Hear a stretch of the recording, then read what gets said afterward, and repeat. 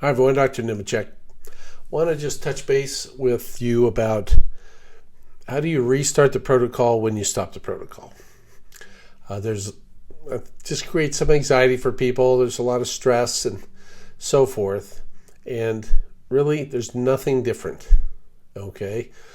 Now, if you go back and say, oh, we were having some trouble and it was like 2 years ago, I would start with the same exact protocol you were on.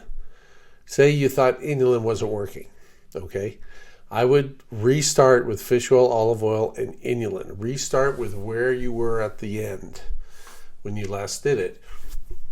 Because sometimes what you thought was the protocol not working was actually something else. And now that something else is gone. And you might find, hey, as an example, the inulin works still. Okay? If you just jump ahead, you won't know that. And it's a lot easier to get inulin. And it works just as well as rifaximin. Okay? So go back, restart the same process where you left off. Slight exception is if the child's older, you might adjust the fish oil or the olive oil, just depending on their age. It just depends when you last did it. And that's about it. There's no special adjustments, no lead in, start one at a time, and then the next thing. You can start everything all on the first day.